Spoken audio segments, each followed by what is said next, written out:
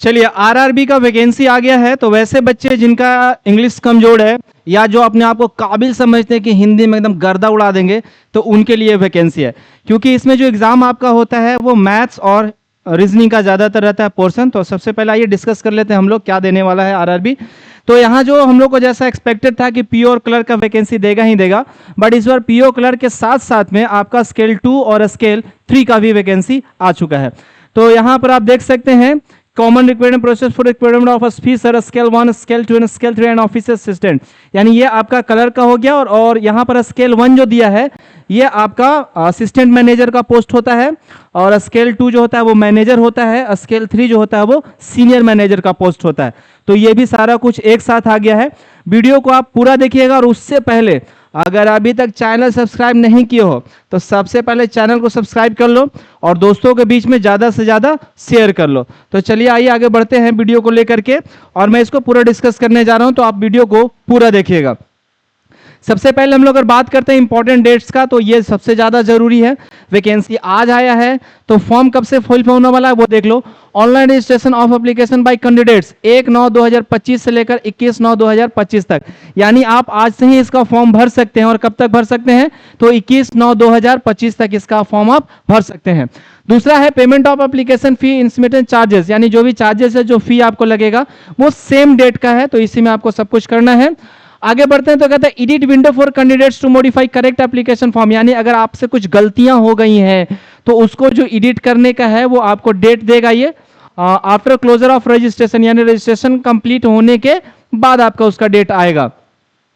Next आगे बात करते हैं तो candidate for pre exam training PET November 2025, या ये उस बच्चों के लिए करता है जो कमजोर हैं, ये उनके लिए होता है, एससी एसटी वगैरह के लिए होता है, जो कमजोर बच्चे हैं ये उनके लिए होता है। एग्जाम से पहले एक होता है, तो आप अगर इस कैटेगरी में आप आते हैं तो आप ये कर सकते हैं। दूसरा है download of call letters of online examination preliminary. यहां पर देखो, यहां ऑफिसर जो लिख रखा है ये आपका पीओ के लिए दे रखा है, और ये ऑफिस असिस्टेंट दे रखा है ये क्लर्क के लिए। यानी कि पीओ का जो एग्जाम होगा वो आपका नवंबर में होगा, और क्लर्क का जो पीटी होगा वो आपका दिसंबर में हो जाएगा। दिसंबर 2025, नवंबर 2025। यहां पर सॉरी, एग्जाम का नहीं दे रखा है, वो डाउनलोड ऑफ कॉल लेटर का दे रखा है। एग्जाम भी वही देखा, ऑनलाइन एग्जाम जो आपका पीटी होगा वो ऑफिसर ही का हो जाएगा, यानी कि आपका पीओ का जो होगा वो नवंबर में हो जाएगा, और क्लर्क का जो होगा वो दिसंबर 2025 में हो जाएगा। इसके बाद अगर आप बात करते हैं रिजल्ट का, तो पीटी का जो आपको रिजल्ट मिलने वाला है वो पीओ का रिजल्ट आपको दिसंबर में मिल जाएगा, और क्लर्क का रिजल्ट आपको जनवरी 2026 में मिलेगा, और पीओ का जो रिजल्ट होगा वो दिसंबर 2025 में मिलेगा। इसके बाद आगे बात करते हैं तो यहां से आपको कॉल लेटर मिल जाएगा दिसंबर में। मेंस का कॉल लेटर कब का मिलने वाला है? तो पीओ का जो कॉल लेटर आपको मिलेगा वो दिसंबर 2025 में मिल जाएगा, और क्लर्क का मिलेगा आपको जनवरी 2026 में। उसके बाद अगर बात करते हैं मेंस एग्जाम का, तो मेंस एग्जाम आपका जो होगा वो देख लो यहां पर। पीओ का जो एग्जाम होगा मेंस वो आपका दिसंबर 2025 में ही हो जाएगा, और क्लर्क का जो एग्जाम होगा वो आपका फरवरी 2026 में। तो अच्छा खासा आपके पास समय है, जो अगर आप कर सकते हैं कि फ्रेशर बच्चे भी अगर आप चाहते हैं तो एटलीस्ट क्लर्क तो क्रैक कर ही सकते हैं, क्लर्क का एग्जाम बिल्कुल कर सकते हैं वो। ठीक है, चलिए आगे बढ़ते हैं तो यहां बढ़िएगा। Declaration of results main single for officer scale 1 scale 2 and scale 3, यानी का जो मेंस का जो रिजल्ट होने वाला है किसका? पीओ का। ठीक है, वो रिजल्ट आपको देगा जनवरी 2026 में, रिजल्ट इसका आ जाएगा। ठीक है, मेंस का रिजल्ट आ जाएगा, और उसके बाद इंटरव्यू होता है, तो इंटरव्यू भी आपको जनवरी 2026 में हो जाएगा। Conduct of interview scale 1 scale 2 and scale 3, यहां पर आपको कॉल लेटर आ जाएगा जनवरी 2026 में, और कंडक्ट ऑफ इंटरव्यू कंडक्ट किया जाएगा जनवरी फरवरी 2026 में आपको कंडक्ट किया जाएगा। और आपको जो बैंक पता चल जाएगा कि आपको किस बैंक में पोस्टिंग हुई है, आपके अलॉटमेंट ऑफ, यहां लिख रखा है provisional allotment for officer scale 1 2 3 4 and office assistant multipurpose, वो सारा आपको फरवरी मार्च में, और आपको तो पता ही है 1 अप्रैल 2026 को आपको मिल ही जाना है सब कुछ। तो ये इंपॉर्टेंट डेट्स हो गया, बाकी सब चीज के बारे में यहां पर अभी हम लोग डिस्कस करेंगे।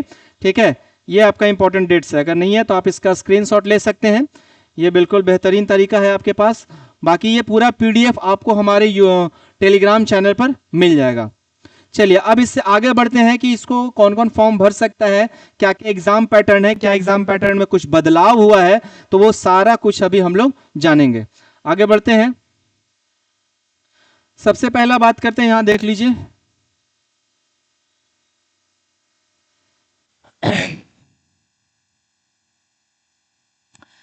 यहां दे रखा है कि for the post of officer scale 1 and officer assistant, यानी कि पीओ और क्लर्क के लिए क्या है वो दे रखा है। तो यहां पर 2 टायर में एग्जाम होगा, एक आपका पीटी होगा और एक आपका मेंस होगा। ये दोनों चीज देखो, क्लर्क का अगर आप फॉर्म भर रहे हैं तो क्लर्क वाले में आपका इंटरव्यू नहीं है, जबकि पीओ में इंटरव्यू होगा। ठीक है, तो क्लर्क के लिए 2 एग्जाम, एक आप पीटी दीजिएगा, मेंस दीजिएगा और आपका जॉब हो गया। और पीओ के लिए क्या करना होगा, पीटी देना होगा, मेंस देना होगा, दोनों क्लियर करते हैं, उसके बाद इंटरव्यू भी देना होगा, तब आप सेलेक्ट होते हैं। इसके बाद आ जाइए,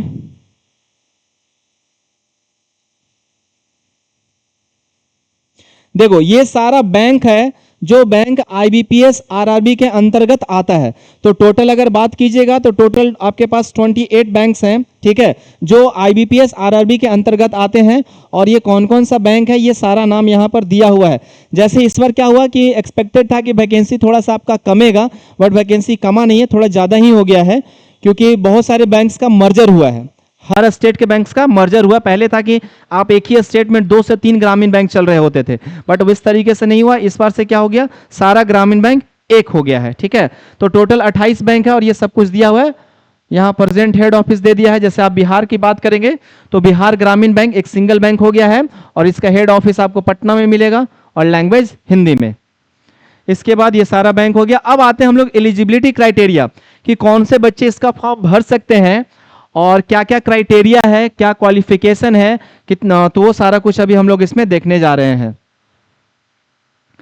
तो सबसे पहले नेशनलिटी, अगर सिटीजनशिप की बात करते हैं तो इंडिया का सिटीजन हो सकता है, नेपाल का सिटीजन हो सकता है, भूटान का सिटीजन हो सकता है, या आप रिफ्यूजी हैं तभी आप फॉर्म भर सकते हैं। अब आ जाइए एज पर, यह सबसे ज्यादा इंपॉर्टेंट होने वाला है, तो इसको बहुत अच्छे तरीके से समझना है। यहां देखो group B for office assistant, यानी कि ये क्लर्क का है। क्लर्क का क्या देख रहा है, आपका एज 18 साल से 28 साल के बीच का होना चाहिए। क्लर्क वालों के लिए क्या है, आपका एज 18 से 28 के बीच में होना चाहिए। इसके बाद और यहां देखो देख रखा है कि candidate should not have been born earlier than 2/9/1997, यानी कि 2/9/1997 से पहले का आपका जन्म नहीं होना चाहिए और 1/9/2007 के बाद का जन्म आपका नहीं होना चाहिए, तभी आप क्लर्क का फॉर्म भरने के लिए एलिजिबल हैं।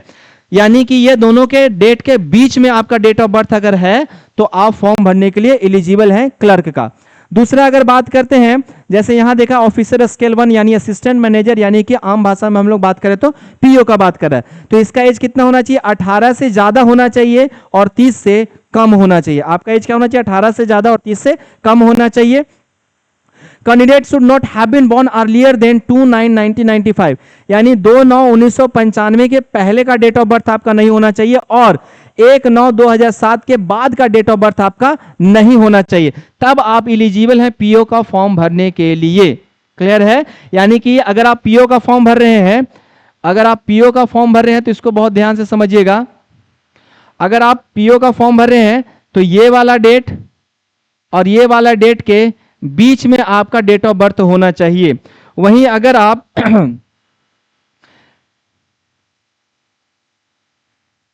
क्लर्क का अगर फॉर्म भर रहे हैं तो ये इस डेट और इस डेट के बीच का डेट ऑफ बर्थ आपका होना चाहिए, तब आप क्लर्क का फॉर्म भरने के लिए एलिजिबल हैं।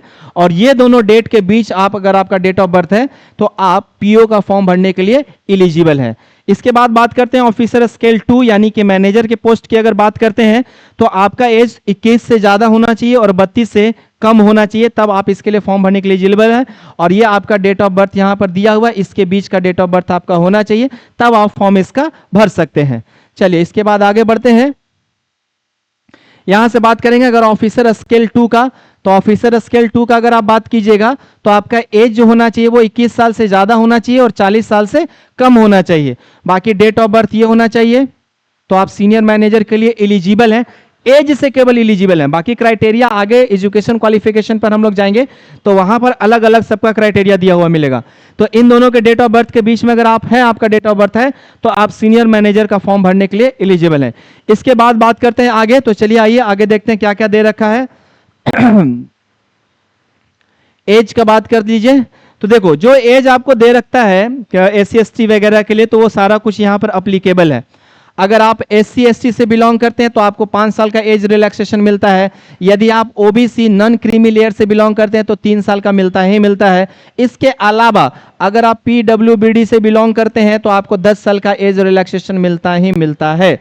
इसके बाद एक्स सर्विसमैन वालों के लिए जो भी दिया हुआ रहता है वो सब आपको मिलता है, 3 साल इधर से मिलेगा। और अगर आप बाई चांस अगर आप डिसेबल्स हैं, ठीक है, यानी कि अगर आप युद्ध में कुछ हो गया है, आपका हाथ पैर आंख नाक मुंह कुछ भी वैसा स्थिति हो गया है, तो आपको 3 साल नहीं 8 साल आपको अलग से मिलता है। तब आप वहां पर जाकर के फॉर्म भरने के लिए आप एलिजिबल हैं उसके लिए। तो आपके पास अच्छा खासा समय हो जाता है। चलिए आगे बढ़ते हैं। इसके बाद बात करेंगे देखो क्या आता है। ला ये एसिड अटैक वगैरह का दिया हुआ रहता है, तो उसके लिए भी आप, और देखो यहाँ पे स्क्राइबर के लिए दिया हुआ है। स्क्राइबर जिनका मतलब आप अगर डिसेबल हैं, लिख नहीं पा रहे हैं, या फिर आपके साथ कुछ ऐसे परिस्थिति है, तो उसके लिए भी यहाँ पर रहता है आपके पास ऑप्शन। आप अपने साथ एक व्यक्ति ले जा सकते हैं।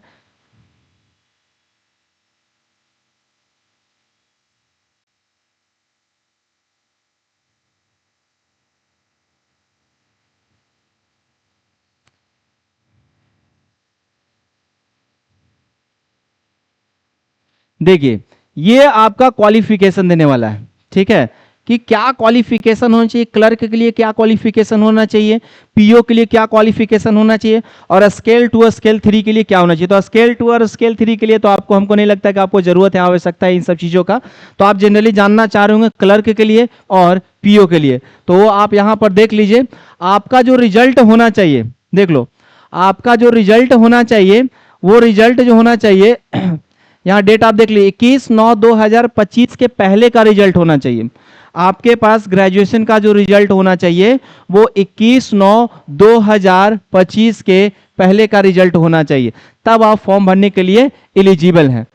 आइए देखते हैं और क्या क्या दे रखा है। ऑफिस असिस्टेंट किसी भी, देखो यहां पर दे रखा है कि bachelor degree in any discipline from a recognised university और इट्स इक्विवेलेंट, यानी किसी भी यूनिवर्सिटी से आपके पास बस एक डिग्री होना चाहिए, बैचलर डिग्री होना चाहिए, ठीक है। ये मैटर नहीं करता है कि आपके पास कितना परसेंटेज है, तो परसेंटेज का बात आपको दे या नहीं है, तो परसेंटेज का टेंशन है नहीं। अब लिखता क्या है कि professionally in local language as prescribed by the participating RRB। अब जहां से आप फॉर्म भर रहे होंगे वहां का लोकल लैंग्वेज आपको आना ही आना चाहिए, ठीक है। तो उसके बाद आपको दूसरा जो दे रखा है वो रखा है desirable working knowledge of computer, computer में काम करने का आपके पास नॉलेज होना चाहिए, ये दे रखा है आपको। क्लर्क के लिए ये सारा कुछ है।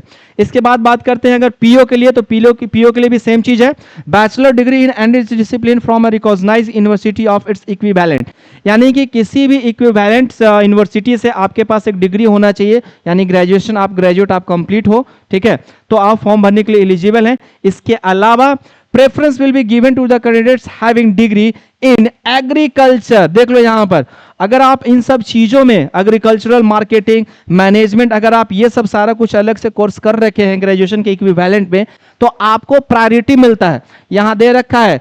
तो आप प्रेफरेंस, ठीक है, यानी कि आपको ज्यादा पूछ होगा, ज्यादा प्रायोरिटी मिलेगा। चलिए आगे बढ़ते हैं। ऑफिसर स्किल्स 2 के लिए आपको उतना आवश्यकता है नहीं, देखो, क्योंकि देखो यहां पर आपको दे रखा है कि 2 years as an officer in a bank और financial institute.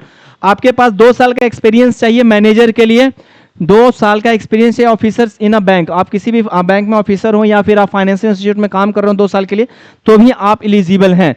1 year in the relevant field, देखो ये आपको देता है स्पेशलिस्ट ऑफिसर मैनेजर का, तो ये अगर आप कर चुके हैं ये certificate ASP PHP C++ Java VB VC OCP, या फिर आप bachelor degree from recognised university in electronics communication computer science information technology और its equivalent with in minimum of 50% marks in aggregate, यानी कि अगर आप ये अलग से कोर्सेज कर रखे हैं तो आप स्पेशलिस्ट ऑफिसर का फॉर्म भर सकते हैं इसके बाद। चलिए नेक्स्ट आगे बढ़ते हैं। तो ये ज्यादा आपका जरूरत का है नहीं, और 2 चीज 3 चीज बातें हैं वो देख लीजिए। हाँ, यहां पर आपको क्या दिया है कि all the educational qualification mentions should be form from a university institute of board recognised by government of India. और जो मेन मुद्दा बात बताने का यहाँ पर वही है कि आपका जो फॉर्म भरना, मतलब जो आपके पास जो रिजल्ट होना चाहिए, ठीक है, वो रिजल्ट आपका 21/9/2025 के पहले का होना चाहिए, उसके बाद का नहीं होना चाहिए, ठीक है। 21/9/2025 के पहले का होना चाहिए आपके पास रिजल्ट, तभी आप उसके लिए फॉर्म भरने के लिए एलिजिबल है। अच्छा, proper document from board university for having declaration the result on और before 21/9/2025 has to be submitted at the time of interview for the post officer. मान लो कि अभी आप एग्जाम फॉर्म भर दिए हैं और आपके पास ओरिजिनल सर्टिफिकेट नहीं है, तो कोई बात नहीं है, ऑनलाइन होगा तो उससे आप फॉर्म भर दिए। लेकिन यदि आपका सिलेक्शन हो जाता है और आप इंटरव्यू के लिए जाते हैं, तो इंटरव्यू के लिए जब जाएगा तो इंटरव्यू के टाइम तक उससे पहले आपका ओरिजिनल सारा जमा हो जाना चाहिए, ठीक है। अब किसके लिए, तो स्केल 1, स्केल 2 और स्केल 3 के। And eight the time of joining for the post office assistant multiple, और क्लर्क के लिए ज्वाइनिंग के समय ही ये सारा कुछ आपका हो जाना चाहिए। इसके बाद बात करते हैं कैलकुलेशन ऑफ परसेंटेज। ये बहुत इंपॉर्टेंट है और बहुत सारे बच्चे इसको इग्नोर करके चलते हैं, बट ये बहुत जरूरी है। देखो, ईमानदारी जरूरी है। बैंकिंग सेक्टर में अगर आप काम कर रहे हैं तो क्या जरूरी है, ईमानदारी बहुत जरूरी है। और उस ईमानदारी का परिचय आपको यहीं पर वो मांगता है। कैसे मांगता है, देखो, कहता है कि अगर आपका परसेंटेज 59.99 है तो will be treated as less than 60%। यानी अगर आपका मार्क्स 59.99 है तो ये 60% से कम ही ट्रीट किया जाएगा, उससे ज्यादा ट्रीट नहीं किया जाएगा। यदि आपका परसेंट 54.99% है तो वो ट्रीट किया जाएगा कि 55 से कम है। बहुत सारे बच्चे ऐसे क्या करते हैं कि अगर आपका इतना परसेंट है तो आप राउंड फिगर करके 55 वहां फॉर्म भर देते हैं, तो वो गलत चीज है। आप इस चीज को नहीं कीजिएगा। अगर आप CGPA है तो अच्छे से कैलकुलेशन करके आप जो भी परसेंटेज आएगा उसको बढ़िया से भरिएगा।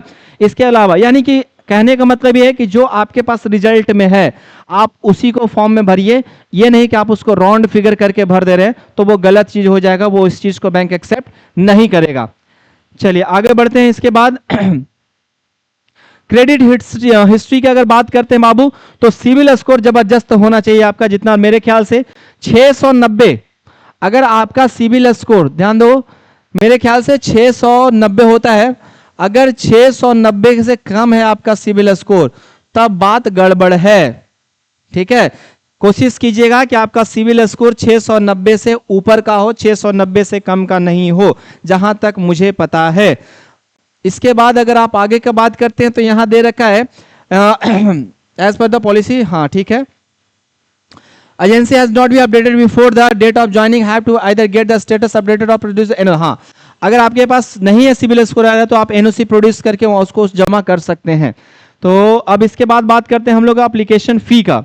तो एप्लीकेशन फी का बात कीजिएगा तो ये देख लो किसको कितना पैसा लगने जा रहा है, बड़ा यहां पर देख लो। यहां पर अगर आप ऑफिसर स्केल्स का फॉर्म भर रहे हैं, यानी कि पीओ का भर रहे हैं, या फिर आप मैनेजर का भर रहे हैं, या आप सीनियर मैनेजर का फॉर्म भर रहे हैं, तो वैसे बच्चे जो SC ST PWBD से बिलोंग करते हैं उनको लगेगा 175 रुपया, और बाकी जितना लोग बच रहे हैं उनको लगेगा 850 रुपया, ठीक है। इसके बाद अगर क्लर्क का बात करते हैं तो क्लर्क का फॉर्म अगर भर रहे हैं तो वैसे बच्चे जो SC ST से बिलोंग करते हैं, PWBD से बिलोंग करते हैं, ESSM बिलोंग करते हैं, DSM बिलोंग करते हैं, तो उन सबको लगेगा बाबू 175 रुपया, ठीक है। और बाकी जितने भी आप लोग बच गए उनको लगने वाला है 850 रुपया। तो ये जरा ध्यान में रखिएगा। अब आपको कुछ लोगों को लगता है कि थोड़ा सा महंगा, तो एग्जाम भी तो टाइम पर लेता है। SSC रेलवे के जैसा कम से कम आपको रैली तो नहीं निकालना पड़ता है, उससे तो थोड़ा बचे हुए हैं। टाइम पर आपका ज्वाइनिंग है, टाइम पर एग्जाम है, टाइम पर सारा कुछ आपको मिल जाता है, तो और एग्जाम भी आपको प्रॉपर तरीके से होता है। चलिए आगे बढ़ते हैं यहां से। अब आ जाइए, एग्जाम कैसा होगा, एग्जाम का स्ट्रक्चर कैसा होगा, क्या कुछ बदलाव हुआ है या कुछ नहीं बदलाव हुआ, तो उन सब चीजों को बात करेंगे।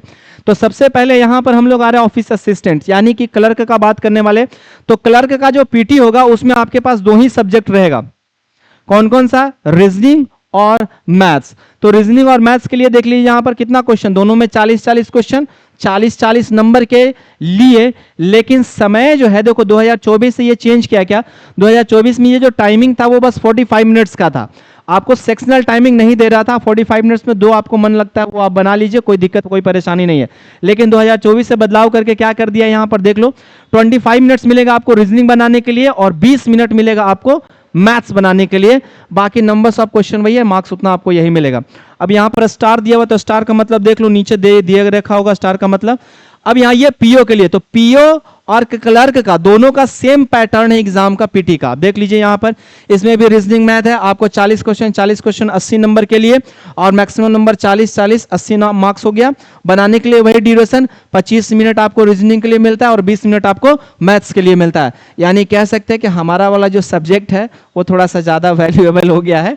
चलिए आइए आगे बढ़ते हैं। अब स्टार दिया हुआ, तो स्टार आप देख सकते हैं यहाँ पर, डबल स्टार में यहां पर दे रखा है, और स्टार का मतलब क्या रखा है, कैंडिडेट्स बोथ द पोस्ट, यानी कि पीओ और क्लर्क के लिए दोनों के लिए कह रखा है क्या, have to qualify in both the test by securing minimum cut off marks. यानी कि आपको रीजनिंग में भी पास करना होगा और क्वांट में भी पास करना होगा, मैथ्स और रीजनिंग दोनों में कट ऑफ पार करना होगा। आप कह सकते हैं सेक्शनल कट ऑफ है इसमें, तो सेक्शनल कट ऑफ आपको पास करना होगा, ठीक है, तभी आप मेंस के लिए क्वालिफाई करेंगे। अब यहां पर अगर मेंस की बात करते हैं तो सबसे पहले डिस्कस करेंगे हम लोग क्लर्क के लिए। तो क्लर्क में आपको जो सब्जेक्ट आने जा रहा है वो है आपके पास reasoning, computer, general awareness, English Hindi दोनों में से कोई एक। यहां देखो 4A और 4B लिखा है, तो इन दोनों में से कोई एक ही आपको चूज करना होता है। वो आप देख लीजिएगा आप किस में बेहतर हैं। आप इंग्लिश में बेहतर हैं तो आप इंग्लिश कर लीजिएगा, आप हिंदी में बेहतर हैं तो आप हिंदी कीजिएगा। इसके बाद आता है पांचवा सेक्शन आता है आपका न्यूमेरिकल एबिलिटी का, यानी मैथ्स का बात करते हैं, तो ये दे रखा है। बाकी ये स्टार दिया, तो स्टार के बारे में नीचे में लिखा होगा, वो हम लोग डिस्कस करेंगे। नंबर्स ऑफ क्वेश्चन, अगर नंबर्स ऑफ क्वेश्चंस का बात करें तो सब में 40-40 क्वेश्चन दे रखा है। टोटल 200 क्वेश्चन आपके पास हो गया, यानी रीजनिंग का 40 क्वेश्चन, कंप्यूटर का 40 क्वेश्चन, जीए का 40 क्वेश्चन, और इंग्लिश और हिंदी में से जो भी आप सब्जेक्ट चूज कीजिएगा उसके लिए 40 क्वेश्चन। इसके अलावा मैथ्स का आपको 40 क्वेश्चन मिलता है, तो टोटल 200 क्वेश्चन हो गया। मार्क्स का बात करते हैं तो मार्क्स देख लो, रीजनिंग 40 क्वेश्चन 50 नंबर का हो जाएगा, कंप्यूटर 40 क्वेश्चन 20 नंबर का। देख लो 40 क्वेश्चन आप बनाइएगा लेकिन नंबर आपको कितना मिलेगा, 20 ही मिलेगा। किसमें, कंप्यूटर में। जीए का बात कीजिएगा तो 40 क्वेश्चन 40 नंबर के लिए, और हिंदी इंग्लिश में से दोनों में से जो आप ले लीजिए उतना ही का रहेगा। और ये जो 10 नंबर यहां पर कट रहा था ना, वो 10 नंबर आपको मैथ्स में यहां पर दे रहा है कि आप 40 क्वेश्चन बनाइएगा तो आपको 50 नंबर मिलेगा। इसके बाद अब आप बात करते हैं ड्यूरेशन का, कि समय कितना मिलेगा किसको बनाने के लिए। तो अगर आप रीजनिंग का बात करते हैं तो रीजनिंग बनाने के लिए आपको आधे घंटे का समय मिलेगा। कंप्यूटर का बात करते हैं तो कंप्यूटर आपको बनाने के लिए मात्र 15 मिनट मिलेगा। अब 15 मिनट ही क्यों दे रहा है, तो 15 मिनट से ज्यादा क्या ही बनेगा, पढ़ना और टिक तो करना भाई। इनपुट डिवाइस और आउटपुट डिवाइस के लिए भी आपको ऑप्शन चूज करना पड़ेगा, तो धिक्कार है कि आप क्या कंप्यूटर का नॉलेज लेके बैठ रहे हैं एग्जाम में, ठीक है। तो जो पढ़ करके टिक करना है उसमें 15 मिनट। जीए, अब जीए में क्या कीजिएगा, कोई कैलकुलेशन थोड़े ना होता है, याद है तो बनेगा, नहीं याद है तो नहीं बनेगा, तो उसके लिए भी आपको 15 मिनट का ही समय दे रखा है। यानी पढ़ने वाला जितना भी क्वेश्चन है कि पढ़ के आंसर करना है, कोई कैलकुलेशन नहीं, बस पढ़िए, याद है तो बनेगा, नहीं याद है तो नहीं बनेगा। वैसे सारे क्वेश्चन के लिए आपको 15 मिनट ही दे रखा है। इसके बाद बात करते हैं अगर हिंदी और इंग्लिश का, तो दोनों के लिए आपको आधे आधे घंटे का समय दे रखा है। 40 क्वेश्चन के लिए आधा घंटा आपको समय मिलेगा।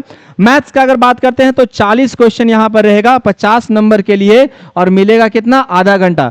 यानी आधा घंटा में आपको 40 क्वेश्चन बनाना है 50 नंबर के लिए। ये आपका मैथ्स का बात रह गया। और 200 क्वेश्चन 200 नंबर के लिए, 200 क्वेश्चन 200 नंबर के लिए, और 2 घंटे आपके पास है। 120 मिनट का मतलब कितना हुआ, 2 घंटा हुआ। ये क्लर्क का है। अब हम लोग डिस्कस करेंगे पीओ का। पीओ का अगर डिस्कशन करते हैं तो देख लो, हमें नहीं लगता है कि कोई ज्यादा डिफरेंसेस है, बट क्या डिफरेंसेस है वो देख लो। कोई चेंजेस नहीं है, जैसा आपका पीटी क्लर्क का था वही सेम चीज यहां आपको पीओ के लिए दे दिया। बाकी कोई बदलाव नहीं है, किसी तरह का कोई बदलाव नहीं। देख लो आप 40-40-40-40-40-40, 50-20, 40-40, 40-50, 200, ये तो बिल्कुल सेम टू सेम है, कोई चेंजेस नहीं है। 30 मिनट 15 मिनट 15 मिनट 30-30-30-30, 120 एकदम सेम टू सेम है। यानी आप कह लीजिए कि पीटी और मेंस जो आपका क्लर्क का हो रहा है, पीटी जो पीटी होगा आपका किसका, क्लर्क का पीटी कह लो या आप पीओ का पीटी कर लो, दोनों का सेम, और दोनों का मेंस भी आपका सेम ही होने वाला है। दोनों में कोई बदलाव नहीं, किसी तरह का कोई बदलाव नहीं है। चलिए अब हम लोग आगे बढ़ते हैं और देखते हैं कुछ और इंपॉर्टेंट बात करते हैं, क्या क्या दे रखा है। हाँ देखो, ये मीडियम ऑफ एग्जामिनेशन है। अगर आप जिस स्टेट से फॉर्म भरे उस स्टेट का लैंग्वेज कौन सा है, तो वो आप लैंग्वेज यहां पर देख लीजिए। आप बिहार से हैं तो बिहार से इंग्लिश और हिंदी है। एग्जाम जिस मोड में होगा उसका बारे में बोला जा रहा है, मीडियम ऑफ एग्जामिनेशन बोला गया, ठीक है। तो एग्जाम किस लैंग्वेज में होगा वो देख लो। अगर आप आंध्र प्रदेश से हैं तो इंग्लिश, हिंदी और तेलुगु मिलेगा आपको। आसाम से है तो असमिया आपको मिल जाएगा यहाँ पे। गुजरात से हैं तो गुजराती एक मिलेगा। जम्मू कश्मीर से हैं तो आपको उर्दू एक मिलेगा एक्स्ट्रा। कर्नाटका से हैं तो कन्नड़ और कोंकणी मिलेगा आपको। और बाकी केरला से हैं तो मलयालम मिलेगा। तो ये इस मोड है एग्जाम का, ये आपको यहाँ पर देना होगा। चलिए, ये आपका स्केल 2 है, स्केल 3 है, तो इससे आपको कोई लेना देना है नहीं। बाकी बात करते हैं आगे। कट ऑफ स्कोर देख लेते हैं। कट ऑफ स्कोर के लिए क्या लिखता है, for office system as condition will be required to obtain minimum, ये तो वही दे रखा है, ये आपको ज्यादा कुछ है नहीं इसमें, ठीक है।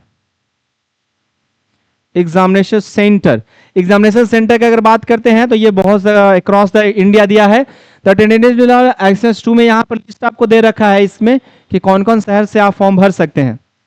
पीईटी का भी बताएं आपको कि पीईटी कौन कौन से लोग दे सकते हैं। तो देख लो, एससी लोग, एससी, एसटी, अदर ओबीसी, ठीक है, minority communities, ex serviceman, person with benchmark disabilities for the post of office assistant, यानी ये सारे लोग पीटी दे सकते हैं एग्जाम। एग्जाम से पहले ये होता है, जो आपका पीटी होने वाला है तो उससे पहले ये एग्जाम होता है, बस आपको सिखाया जाता है उसमें कि कैसे एग्जाम देना है, कैसे सेंटर पर एग्जाम देना, वो उसके लिए होता है।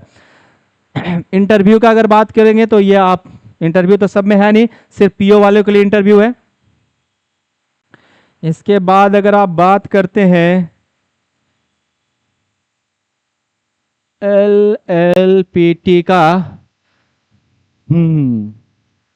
देख लो जी, यहां पर दे रखा है कास्ट सर्टिफिकेट, तो कास्ट सर्टिफिकेट आपके पास होगा ही। मार्कशीट और सर्टिफिकेट ऑफ ग्रेजुएशन और इक्विवेलेंट क्वालिफिकेशन 19/21/9/2025 के पहले का होना चाहिए, तो ये तो आपको पहले ही बता दिए थे। चलिए, इसके बाद और कुछ बच रहा है तो देखते हैं। नहीं, इसके बाद तो वैसा कुछ नहीं बच रहा है।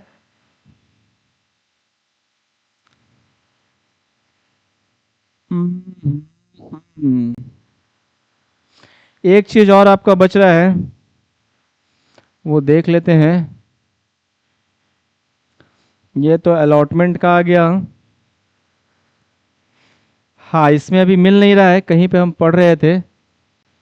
एलएलपीटी का वो जरा ध्यान से देख लीजिएगा, वो हम बता दे रहे हैं आपको। मिल नहीं रहा कहाँ पर था, बट हम आपको बता दे रहे हैं क्या दिया हुआ था, वो चीज़ बता दे रहे हैं।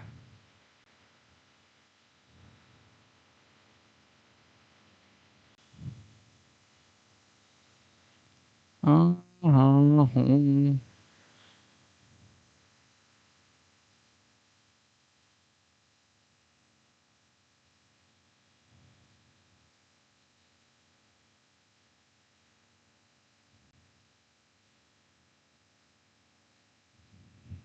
चलिए, मिल नहीं रहा है, बट मैं आपको बता दे रहा हूं, ठीक है। क्या था कि जिस स्टेट का लैंग्वेज आपको मालूम है, आप उसी स्टेट से फॉर्म भरिएगा, कहीं दूसरे स्टेट से नहीं फॉर्म भरिएगा।